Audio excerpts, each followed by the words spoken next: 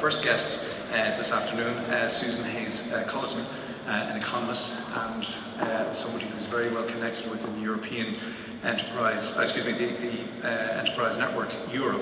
And now pass you over to Susan. Thank you.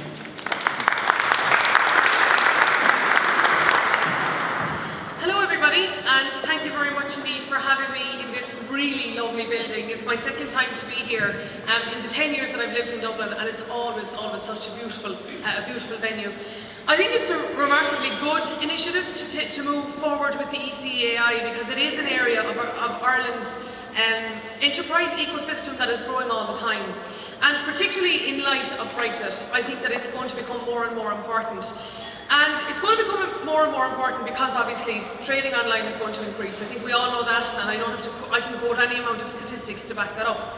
But here's where I think you have a particular niche, is because what I'm finding when I talk to people about Brexit is that the uncertainty is rife.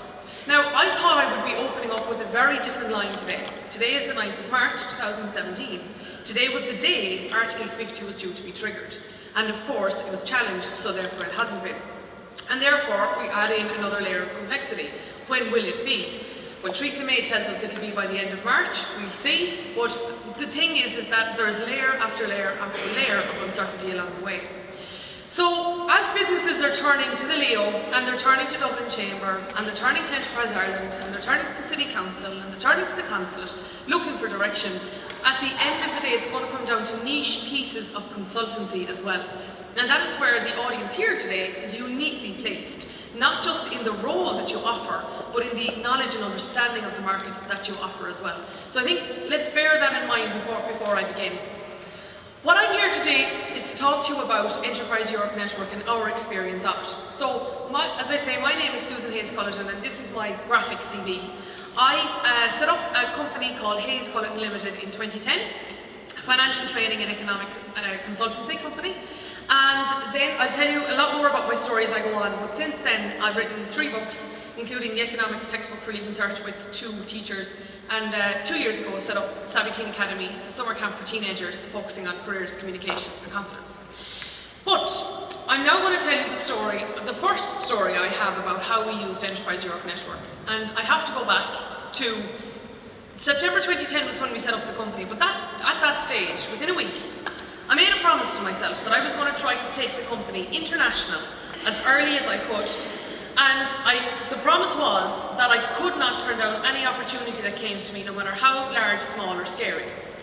So I didn't have to wait long, because in October I got an email. I was a member of Dublin Chamber. I got an email to say a trade delegation from Malta is coming to Dublin. So I signed up for it and I said, right, this is my first opportunity, and off I go. And I'll never forget the week they were here. They were here the same week as the IMF were in town. So the BBC and AJ Chopra were at the top of Merrion Street, and we and the poor frozen Maltese, because there was snow on the ground, were at the bottom of Merrion Street. And we had met there in the Davenport Hotel, which was where the meetings took place. So Enterprise Europe Network had facilitated this, okay? Now I didn't know that, I didn't know what EN was, I didn't know anything about it at the time. As I say, Dublin Chamber had said a group of people from Malta were coming. So anyway, off I went in with my cards, and in I went and I handed over my business cards to the people that I met and said, I'm Susan, here's what I do, what do you do? Oh yeah, lovely, what do you think of the weather? Sure, I know, we think the same. Make sure and see the Book of Kells, make sure and see this, make sure and see that. And as often can happen, I walked out of that and thinking, oh, that was a lovely afternoon, and that was that. Until that evening, I came home to my husband, Ardal, and I said to him, do you know, I said I think I'll go. And I have an awful habit of starting conversations in my head and finishing them out loud. This was an occasion when this happened. So I said, I think I'll go. And he said, where? And I said, I think I'll go to Malta. And he said, all right, tell me, where is Malta, Susan? And I said, don't see how that's relevant at all. As long as the pilot knows, sure, what more do I need to know? And he said, well, sure, you know, see how much it would be anyway to go, see how much it would be to book the flight, and we'll see. God bless Michael O'Leary, €30 return to go to Malta in January 2011. So anyway, for the crack, I booked the flight because it kind of kept the story going for a while. So here I was, I had 2 contacts, I had a flight booked to Malta, and I booked a hotel as well for the week, and I thought, you know what, I can always cancel that if this doesn't happen. But here's where the magic happened. Because then I went to the equivalent of Stephanie, so Stephanie's predecessor, called Marion Jamet, who worked in Dublin Chamber. I went back to her and I said, Marion, I'm thinking of going to Malta, could you help me? And she says, certainly Susan, who would you like to meet? And I said, anyone at all. And she said, could you be more specific? And I said, okay, anyone in finance. And she says, yeah, let me see what I'll do. Now the way I describe Enterprise Europe Network is it's like Stephen O'Gara multiplied by 6,000. And I said that to him earlier and he said that's a frightening thought, right? Now his words, not mine.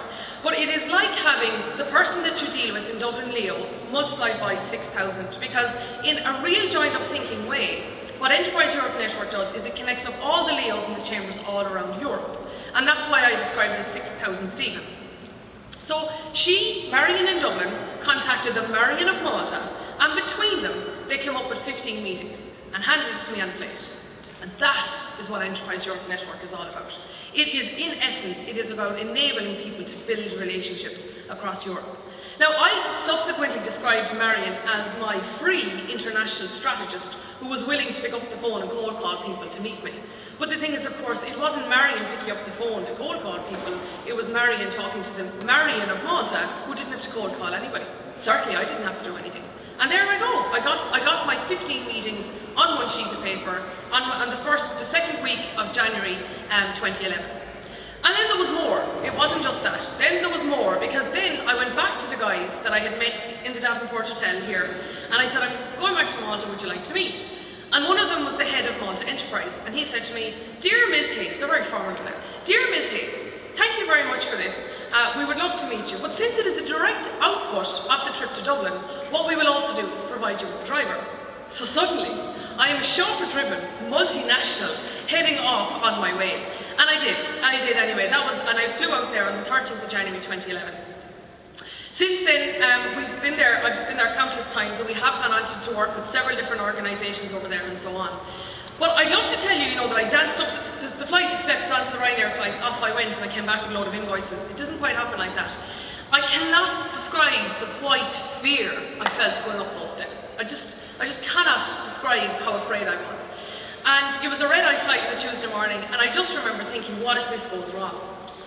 But what if it had, right? What if it had been that I had gone over to Malta, I'd met 15 people, and I had some great conversations, and I turned around and I came home and said, nothing to see here, move along. That's what failure would have looked like. Like, that's all. And it's often the fear of failure that holds us back, but sure, how could I fail? The worst that could have happened is that I would have got insights into a different market. That's it. And so on from there, I did go over, and as I say, I was shaking with nerves on the way over, but I did come home anyway, at the end of that week, and we have gone on to do business there, and 10% of our revenue now comes from Malta.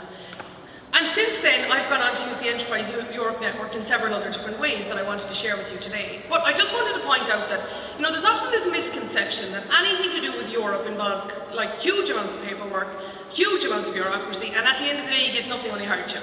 Well, all I did was send an email to Marion, and that's what I got back. That's all. So often if you simply engage with Enterprise Europe Network, you get far more than you actually think. And this was last December when I was over. This was the most recent time when I was over with the PwC. And it's interesting what happens when you start doing business abroad. What starts to happen is that when you start doing, say for example, business in Malta, they refer you back as well. Particularly in a smaller country like that, you get to talking to a number of people in a smaller office, and they will refer you back to Ireland as well, which I found. So over time, we have built up our connections there, and so much more has developed thereafter. But I'm not here to talk about me or my life story. I'm here to talk about e-payments and to talk about Enterprise Europe Network. So now I just want to move on to how you can particularly engage with this. So I always live by this quote, and that is, don't count the things you do, but do the things that count. And for me, there's an awful lot of things that I could have done in order to get started exporting. A huge amount of stuff that really wouldn't have counted at all. But going out there and actually making meetings and having that first meeting with Enterprise Europe Network with a view to getting me out there, that was what really counted. So just bear that in mind. So the 5 ways, and there are 5 at a minimum, 5 ways that you can engage with the EN is first and foremost, they will help you build relationships. I have since then, anytime I'm in a different country or city on business, I will call the Enterprise Europe Network office and organise a meeting with them. And they kind of have to meet you. It's great. They can't say, I know we're busy, because that's their mandate. So I have met Enterprise Europe Network work in London, in Bristol, in Eindhoven, in Amsterdam, in Brussels, countless times in Brussels, in New York, all over the world. So whenever I'm in a different country for business, that's what I will do, is I will pick up the phone and I call them. So for example, the Enterprise Europe Network office in Belfast is InvestNI. So that's what I mean, it's real joined up thinking. You're taking the existing ecosystem all around the world and putting it together, and that's in that way it can be the Enterprise Europe Network reference. So whether, let's say, it would be Stephanie here, would introduce it to any one of those offices around the world. So number one is when I'm in a different country or city on business, I'll always call Enterprise Europe Network to organise a meeting, just to get an insight into the local area, see what opportunities are available and so on. The second thing is this, and that is, if it is the case, and I'm going back on what Stephanie said here, but I wanted to give you my take on it, is the database. Right, the database is full of opportunities. It's absolutely full of opportunities. So the database is where I would post a profile. So let's say, Hayes Culleton Limited would like to find partners in Malta with the view to distributing a new training product, for example. Let's say that's a profile we would create. Well, then that goes up there and somebody who's searching for it can obviously find it. Now, obviously you can use it for that purpose, but I use it for a different reason as well. I'm on the mailing list of Enterprise Europe Network, whereby I see the new profiles that are coming in, and they come in once a week. And I'll always take a scan down through them to see what at the moment is current. So, as I know Nielsen is going to be up here speaking to you later on, I actually use it as a form of market research as well. I want to see what's going on in other countries, who's looking for what, and what type of research are they looking for, what type of partners are they looking for, what countries are they showing an interest in, and all of that comes to me on an email once a week. It's very, very good market intelligence. So I have not posted a profile up there. Currently we're building a new business within our own company. It's going to be a peer-to-peer learning platform in a couple of months' time. And I might then post a profile, but until then I have been using this database as a market research tool as well. Just gives you a little bit of edge that is under the radar. So that's the second one. So number one is anytime I'm in a city or country, I call the office and meet them. And number two is I use that database as a means to generate market intelligence. Number three is this, it's called Erasmus for Young Entrepreneurs. Now, I want to talk about this for a moment because this is utterly I was going to say underfunded, it's the opposite, under-applied for. So Erasmus for Young Entrepreneurs is Erasmus for business, okay? Now, let me just explain what the word young refers to, because often when we see the word young entrepreneurs, we're thinking of people who are in transition year, right? Well, I'm not talking about that at all. Young refers to the age of the business. So if your business is under 3 years, or your pre-revenue, as in before you set up your business at all, you can apply, and it's non-competitive. If you apply, you get it, right?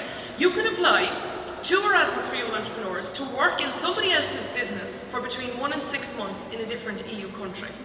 Right, now that currently could include Belfast, obviously, or London, it could include Malta, but it also could include Germany or France or any one of the other EU 27. And the European Commission will pay you to do that. They will fund you to do that. And that is a way in which you can get very, very young businesses learning the ropes as they go to another country to figure it out. But of course, you also develop that export connection, because if I was to go on, let's say, do 3 months in Belgium, the company that I would engage with and the people that they engage with, I would then have a link with when I come back to Dublin. But the other reason that I'm telling you about this is, and the reason I'm particularly interested in this, is that if you're over 3 years in business, which we now are, you can host an entrepreneur to come and work in your business for between 1 to 6 months, and the European Commission will pay for them. So I'm sure you all have the same issues in business that a lot of us have, and that is that we don't have enough time, or we don't have enough people, and we don't have enough people who think like entrepreneurs. There's your answer. There is your answer. It's a fully funded answer. And Ireland is particularly deficient in host entrepreneurs. So if you are looking for somebody to work in your business with an entrepreneurial mindset for free, well, obviously there is a cost involved, and that's your time and effort in looking after them. As in dedicating your time sitting down and going through what's involved in business and so on. But you can get somebody to come and work in your company for between 1 to 6 months, and the European Commission will pay for it. And as I say, it is solely and totally and utterly dedicated towards a European transfer of knowledge.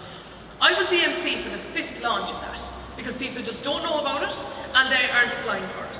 Now, as I said to you, we're setting up a new business, and when the business is up and running, this particular, the new one that we're setting up and running, that's what I'll be applying for, to bring a new person into the company to solely dedicate themselves towards working on that. That's what I will be doing. So I don't have experience at the moment of applying for it or being successful in it. Come back to me this time next year and I will. But the key thing is that it's there. It's there, and I know several people who have used it and can speak very highly of it, both sides. Both people who have hosted here and people who have been hosted abroad, and they have huge praise for that initiative. So that's Erasmus for Young Entrepreneurs. Now, the fourth way EEN can help you is this way, trade missions. Now, I go on a trade mission once a year, every year. I was in San Jose. So Stephanie mentioned earlier on about the trade mission, the mission that Dublin has with San Jose every year. I went on that mission in 2013. And it was fantastic. It was really good. And at the time, there wasn't a direct Dublin-San Fran flight like there is today. So I flew into New York, and while I was in New York, that was when I called Enterprise Europe Network New York, asked them for a meeting. I also got in touch with the Irish International Business Network and offered to speak to them. That opened up so many more doors for me as well. I also contacted the Irish Consulate. I met them. I had 3 full days back-to-back of meetings in New York, solely based on being Irish, being part of the Enterprise Europe Network, and just being someone who kissed the Blarney Stone and talked to anyone. So that helped too. So therefore, that was what I did. So anytime I go on a business mission, I obviously follow the itinerary that has been put together, but I bookend that with other things that are going on as well. Now, here's the next part of my Enterprise Europe Network story. Because last February, on the 1st of February 2016, my wedding anniversary, so that was a good omen, I got an email in from the London Chamber. Now, bear in mind, when you're part of Enterprise Europe Network and you go and you meet all these different people in the various different offices, they'll put you on their mailing list as well. So anyway, I've met London a couple of times. And I got an email in the 1st of February 2016 to say that there was a trade mission run by London Chamber now, not Dublin or EI, this was totally from London. A London Chamber trade mission going to Dubai, Abu Dhabi and Sharjah, focusing on women in business. And, right, I'm just going to ask you how much you think it costs. So this was 5 days in Dubai, Abu Dhabi and Sharjah, everything paid for, except for flights and accommodation, and they were totally discounted because they were being booked in bulk. So all the meetings, all the meals, everything, all of that was included. So, trade mission for 5 days to Dubai, Abu Dhabi and Sharjah. Anyone tell me how much it cost? How much? £5 grand. 150 sterling. 150 pounds sterling was what I paid last year to go to Dubai, Abu Dhabi and Sharjah. And here's the reason I'm bringing it back to Brexit again. Why was it that it was so subsidised? Is because the UK is going on a massive offensive outside of the EU to build relationships for these trade deals that Theresa May subsequently wants to make. So when I wanted to go outside of that, when I wanted to go outside of Europe, because all of my other ones except San Jose were in Europe, this is where I'm looking. And when I look today, I now look at the London Chamber missions. There's one to Vietnam, there's one to Iran. This one is happening in, 3 weeks' time to Rioja. It's a company mission for food and wine bars to La Rioja in Spain. I'd go on that one just to quality control, like I'd be very good at it, in fairness. This one, so there's an example of one. It's going from Tuesday the 4th to Wednesday, they're going for 2 days. They'll probably be hungover anyway. But between those 2 days, there's an example of a trade mission going to Spain. As I say, there's a food one in Iran, there's another one to Vietnam, there's another one. They go all over the world. Every year they go to India in November, they go to South Africa in March, and so on from there. And that's the cost of them. That is the cost of them. And the money, the funding is coming from Enterprise Europe Network. So anyway, off I went, and again I did my homework. Off I went, and on the day that it was happening, we were all due to touch down into Abu Dhabi on the Saturday. And I did my homework and I checked out the Irish Network Dubai. Irish Network Dubai. Incidentally, were having their half-day conference the morning that everyone was arriving. So I flew out on Friday, met all of Ireland, even a girl I had gone to school with, of course. I'd say there was about 300 people at that conference in Dubai, all Irish people wondering what they could do for me. And then I went from there, got a taxi up to Abu Dhabi, met everybody there. Now, that particular mission had people from the UK, Italy, Hungary, Belgium and Lithuania. So there was, and me, and Susan from Cork. And then there was those 5 countries, and Cork, I suppose, being another international nation. But all of those 5 countries were there. So what it gave me was superb UK network. networking, unbelievable European networking, and it gave us a huge insight into 3 of the Emirates as well, all for 150 sterling, plus, as I say, the discounted flights and accommodation, and the Irish Network Dubai. That ticket was free because I was coming from abroad. So I had a fierce week, as we'd say, and I really did. I really and truly did. Now, you might say to me, so Susan, what did you bring home? Have I an office out there now? No, I haven't. But I'll tell you what I brought home. By the end of that week, I had got a totally different insight into how business works in the East, and all of my assumptions were challenged. So men and women in that part of the world aren't seen as equal, they're seen as different. The week starts on a Sunday, not on a Monday. Obviously they have a different temperature, they have different time zones. All of my assumptions were challenged. The whole way we do business in the West is totally different to how they do it in the East. And it was that stepping off the treadmill who gave me the idea for the peer-to-peer learning platform that we have subsequently sought funding for here at the Dublin Leo. That's what I brought home. But I also brought home lots of contacts in those various different countries. I got a totally different view on economics, which is helping my economics consultancy company as well, and so on from there. So that's why I go on a trade mission every single year, and I go on it, and as you can see, it costs really very little money. So the one to San Jose is very good as well. I know Dublin Chamber went out to Hong Kong and Shanghai, I believe, in January. I couldn't get to that. Cork Chamber go on these, and they're subsidised, hugely subsidised by Enterprise Europe Network. Even if you have no intention of doing business in these countries, I would encourage you to go anyway, because the networking with people that go on it is super. You know what it's like when you're trying to get a meeting with somebody and there's a gatekeeper in front of you. And then you leave a message, or then you send an email and nothing happens. Well, in the way networking happens in trade missions is you're sitting beside them on a bus. There is no gatekeeper, there's no voicemail. They have to talk to you. Well, with me there was no choice anyway. So as a result, there is great networking to be on these trade missions, even with domestic people who travel on these. So that's number 4. And number 5 is this whole idea of innovation vouchers. Now, innovation vouchers is a concept that is more so driven by Enterprise Ireland. So I just want to touch on this for a moment, because this is how we have now got the funding for this new business. 2 years ago, I applied for an innovation voucher. And an innovation voucher is a €5,000 voucher. 80% of people who apply for it get it. And all you need to be is a company, right? So it excludes sole traders. You need to be a company, and you need to have a business problem. Now, I had a list of them, right? So if I got rejected for one, I was quite happy to send in it for another one. So then I applied for it, and I got it, and very easy to get. It's probably the easiest money you'll get out of EI. So it's €5,000 voucher, but we didn't get the money. This is a voucher. So the voucher went into DCU. So anyway, I got the €5,000 voucher, got the person to do the work for us in DCU, worked out really well, and then I applied for a second one, and I got it again. Very happy. Now you can only get 3, and the third one has to be co-funded. So you get a €5,000 voucher, and you have to put 5,000 with it. So overall, you get €20,000 worth of value for $5,000 if you go through the whole process. But it starts off at 5, then a second 5, and then a co-funded 5. So over that time, I didn't realise actually what I was doing, but what I ended up doing was building a very strong relationship with DCU.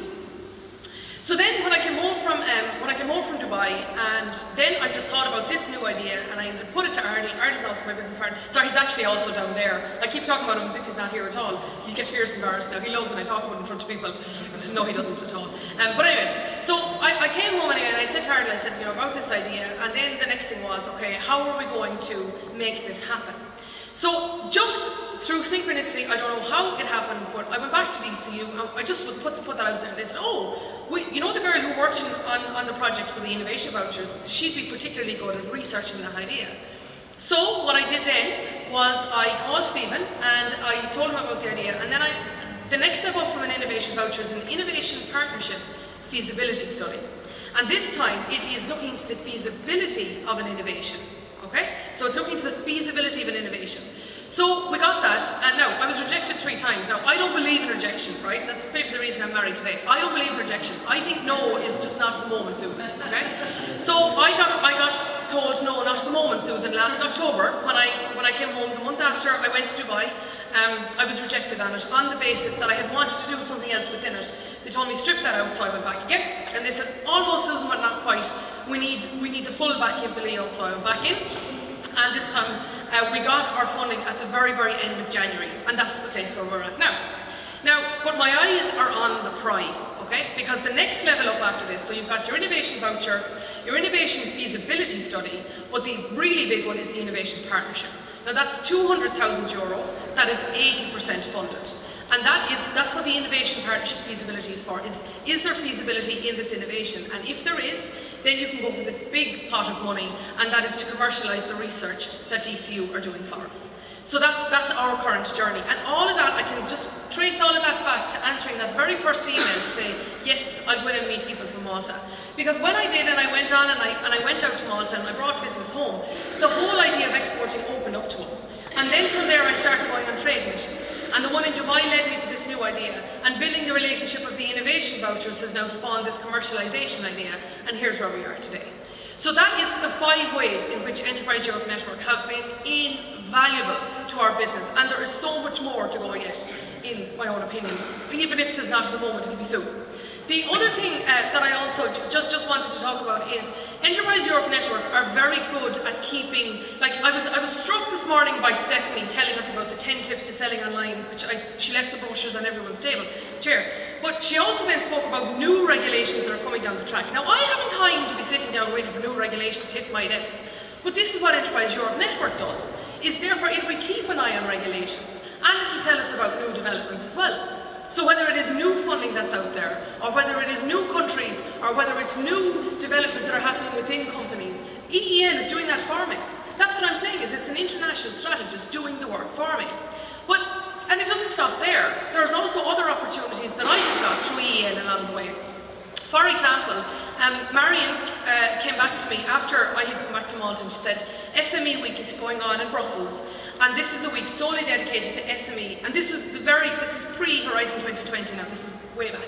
And she said, would you like to go out to Brussels and represent Ireland in the Parliament and talk about your experience of Enterprise Europe Network? And off I went. And that was where I met loads more people as well from several different countries.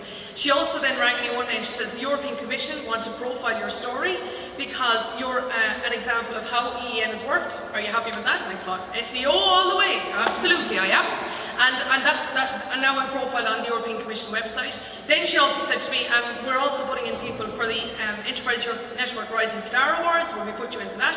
So I was nominated for that. And honestly, I can probably guess, I would happily stand here for the day and talk to you about it. I really would, because I think there is so much opportunity there if you're willing to simply engage. And they do most of it for you. But Marion would never have known about me or my business unless I had picked up the phone and said, can I come in and talk to you? So that's where I would absolutely start. Before I finish, God, I've gone over, actually I haven't gone over time at all, I'll just ignore that. Before I finish though, I just want to come back to Brexit again for the moment, because we do have this unique position here in Ireland, whereby we do, there's part of the UK on our island. So I also just wanted to talk briefly about Intertrade Ireland. Intertrade Ireland facilitate north-south trade, and again, the LEO are very much involved with them, okay? Now, this is a super program. This is a really, really super program that I'm going to talk to you about. So, I'm just going to come back now and set the context of the present. So, the ambition that we have for this new business, as I say, we're going down the innovation voucher / feasibility and then partnership track to build it. Then, all going well, we'll be applying for the Erasmus for Young Entrepreneur so that we can get somebody over to help us with the business side of it. But here's the third prong of this attack, is Acumen. Because what Acumen is this is an Intertrade Ireland programme where they will part fund a marketing graduate from the other side of the border. So that would mean a marketing graduate from either Ulster University or Queen's or wherever, what other post-livings, well, the equivalent of a PLC in the north. They will part fund a marketing graduate to then come and work in our business, with the view to us developing cross-border trade and subsequently, of course, to increase the employability of somebody on either side of the border as well. Now you might say, you know, is she going to do anything at all herself?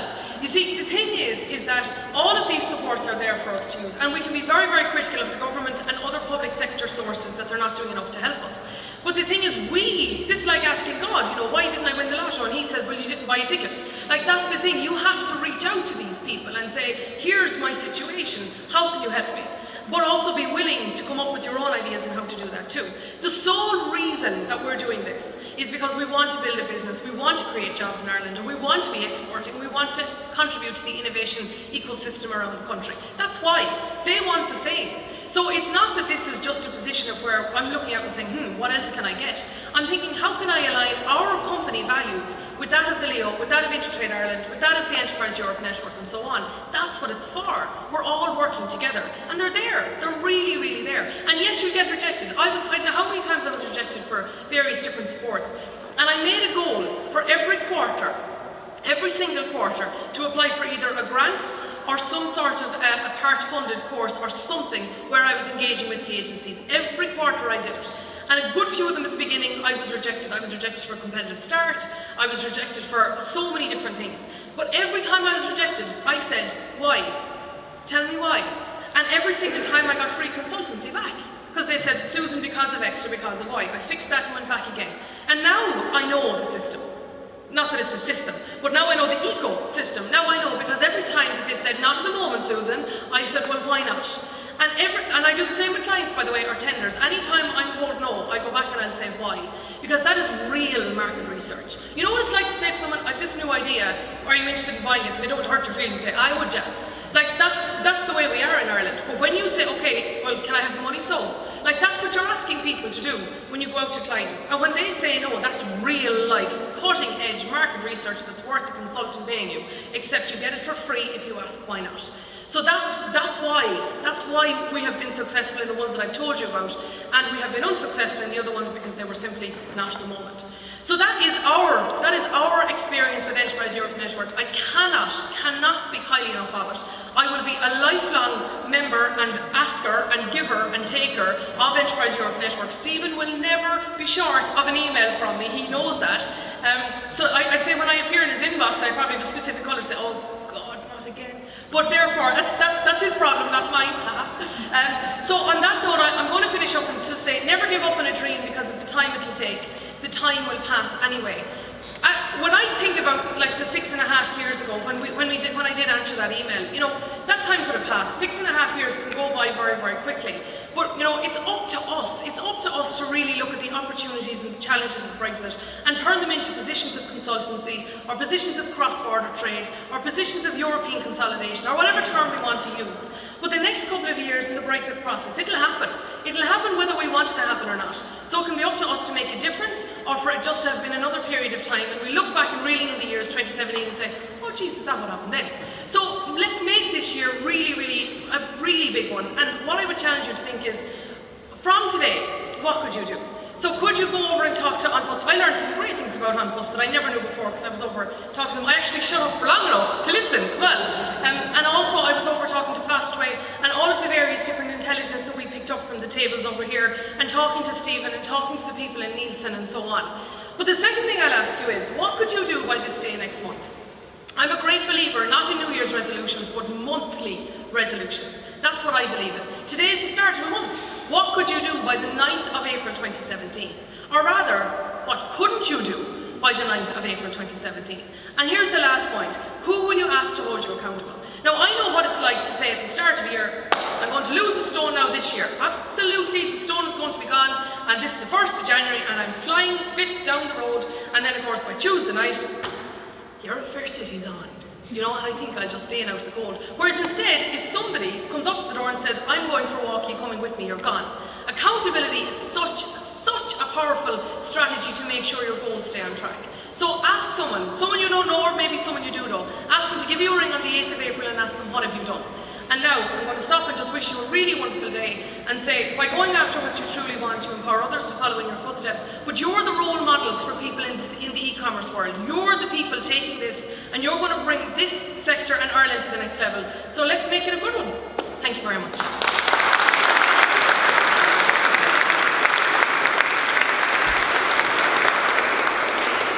Guys, Susan's under a bit of time pressure this afternoon and can't stay with us for the afternoon, but if there's any immediate questions that people have, anybody who wants to put up a hand, ask away. Hi. In Dubai, you mentioned the Irish network in Dubai. Yeah. Did any business come from that, or was it just kind of interesting to you? Yeah. Well, first of all, I'm on the board of the Irish International Business Network, so I know how these work. There would have been if I had said I'm moving up. Well, I'm going to set up an operation out there. So there wasn't any direct business at the time, but the day will come when there will be. But if I could just roll back to when I was in San Jose and I stopped there and I met the Irish International Business Network in New York, the business certainly came from there, but it's been amazing to introduce us to the London market. So there's no doubt about it. If you're willing to have a presence there, and I don't just mean a physical presence, if you're willing to go travel out there and back, they're particularly good. So the answer is not in Dubai, but that wasn't them, it was me. But I have had experience of engaging with the Irish business diaspora abroad, and they are a spectacularly helpful group of people. So it's a roundabout way of answering it, but it's just I have more than one way of looking at it. Hello? Hi, my name is Billy. Hi, Billy. And someone who is disabled failed the mission. Oh, absolutely, absolutely. I mean, it's all about the various different business case that you have. That's solely and utterly what it is. It's not, the criteria is nothing to do with any personal characteristics. Sorry, I should have repeated the question. Billy asked the question, if somebody is disabled, can they avail of these services? So it's nothing got to do with personal criteria of age or anything else like that at all. So yeah, absolutely, it's solely based on what the business does. Hi.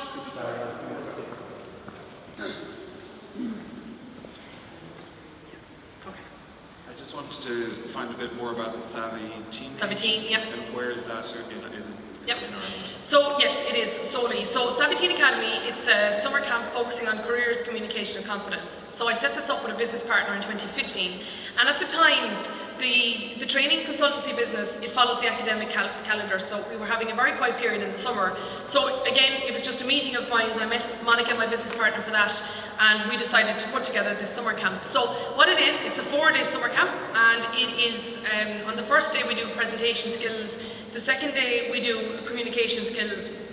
I take them for the second 2 days then, and I do interview skills, study skills, the future of the world of work, managing their money, figuring out their career, understanding the stock market, and problem-solving ability, and so on from there.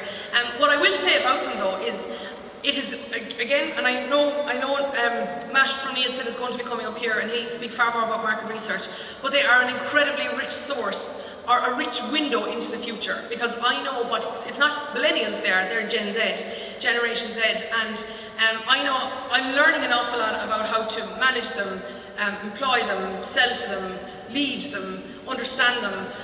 Like to them, Facebook is how you stalk people that you fancy, but really their social media now is WhatsApp, because they've cottoned on to the fact that if they're going to go for a job, an employer might look at them on that. So to use a corporate term, what inadvertently it has happened is that I have got an immense reverse mentoring relationship from Savvy Teens, which isn't at all the answer to your question. But anyway, yes, we run them in Dublin and Cork, and savvyteenacademy.com is where you can kind of learn more about that. I believe I'm going to be told to get out quickly if I don't stop. But what I will say is the only reason I have to go is because I'm MC for International Women's Day for the Institute of Directors Northern Ireland Conference tomorrow, and I have to get up tonight. But again, that is North-South trade that has been facilitated and brokered by those very early introductions to Enterprise Europe Network. So it's a case in point. Thank you very much, and I wish you a truly wonderful day.